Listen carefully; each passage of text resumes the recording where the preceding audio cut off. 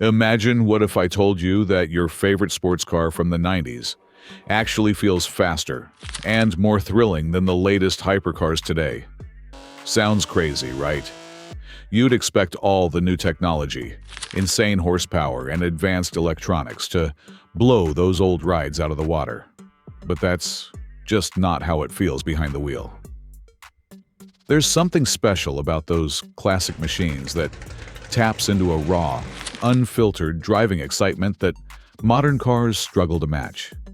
It's like these cars speak a language your senses understand at a deeper level, one that goes beyond numbers on a spec sheet or fancy digital displays. Before we dive deep into why this happens, take a second to hit that subscribe button and ring the bell here on Rev 2 Riches. We're all about breaking down the real reasons why some cars steal your heart and others just pass you by. Alright, now let's jump in. At first, I thought maybe it was just nostalgia messing with my mind. You know, remembering those old rides through rose-colored glasses. Telling myself, of course those cars feel faster. They're from my youth.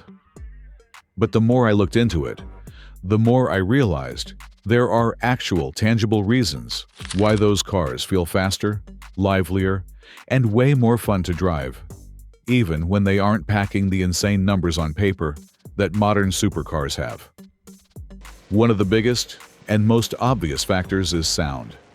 Not just any sound, but the authentic noise of the engine, the road, the tires, and even the wind rushing by your ears. Think back to those classic sports cars you loved growing up. You could hear everything: the mechanical symphony of pistons firing, the exhaust note rising in pitch as the engine revved, the rhythmic tapping of the tires on the asphalt, and the howl of air slicing past the bodywork. These sounds weren't just background noise. They were vital communication between the car and driver, telling you exactly how hard the car was working and how fast you were moving. Back in the day, cars weren't sealed off in soundproof bubbles designed to hush every little noise. Modern vehicles have evolved to focus on comfort and quietness.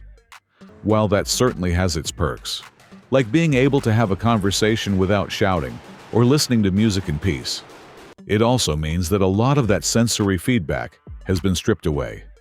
Today's cars are wrapped in layers of insulation, vibration-dampening materials, and sophisticated sound-deadening technologies that aim to keep the cabin as quiet as possible. The problem is, when you don't hear the engine or the tires, you don't really feel the speed. Manufacturers have realized this is a problem. They know that by muting the natural sounds of the car, they've inadvertently made their new vehicles feel dull and disconnected.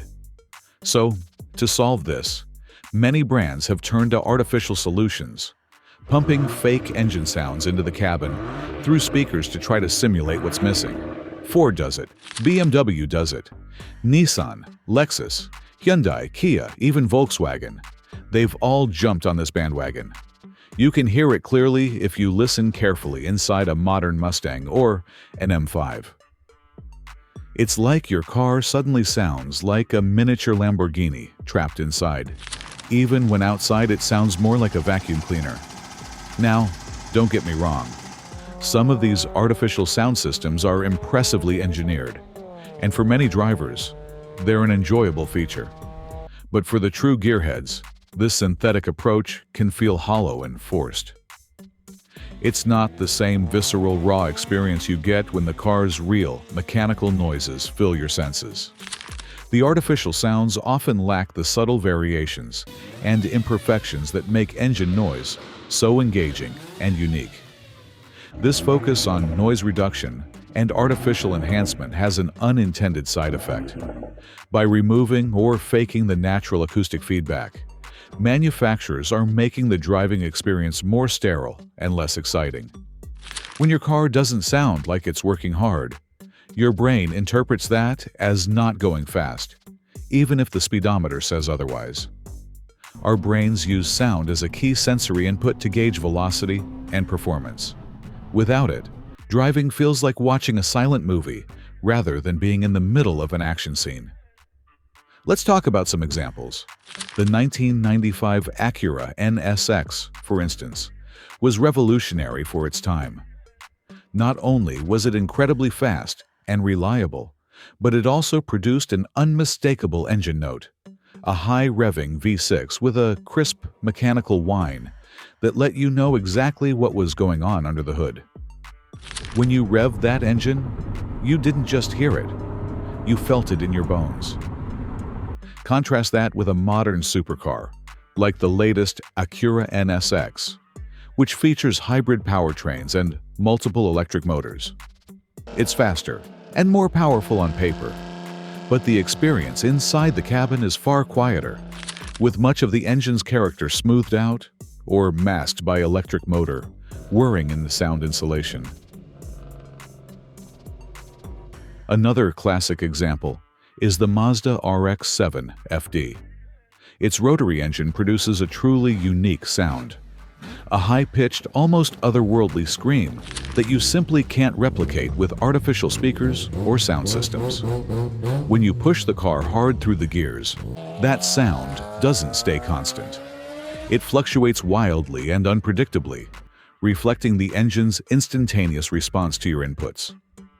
This creates an emotional connection between driver and machine that's difficult to put into words but unmistakable when you experience it firsthand.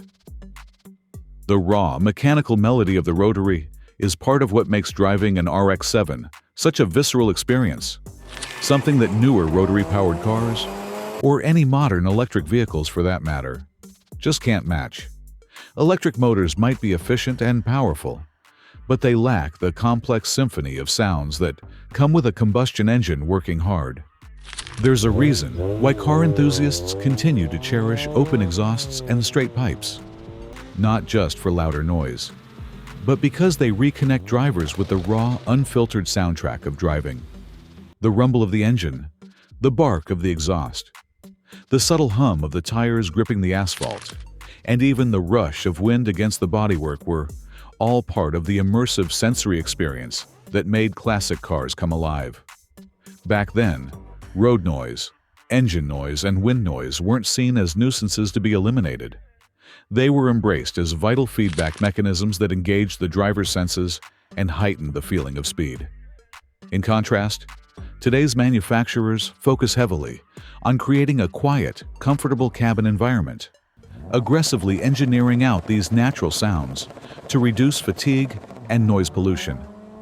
While this makes for a more relaxing ride, it also comes at the expense of excitement and connection to the driving experience.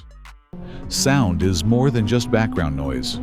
It's a vital way a car communicates with the driver, enhancing emotions and convincing your brain you're moving fast. When authentic engine and road sounds are missing or replaced by artificial ones, a car loses much of its personality and the thrill of speed fades. This lack of real acoustic feedback is a big reason why many modern cars don't feel as exciting as classic sports cars. That's just one of the 5 laws of speed we'll cover today. Next, we'll see how sitting closer to the road tricks your brain into feeling faster, why lightweight cars still beat heavy horsepower monsters in fun, how manual transmissions keep driving engaging, and how a car's wheelbase shapes its handling and excitement. Together, these explain why classic sports cars still capture our passion despite today's tech advances. Stay tuned, and if you're already loving this breakdown, make sure you subscribe to Revved to Riches so you don't miss the rest of the laws that will forever change the way you think about driving.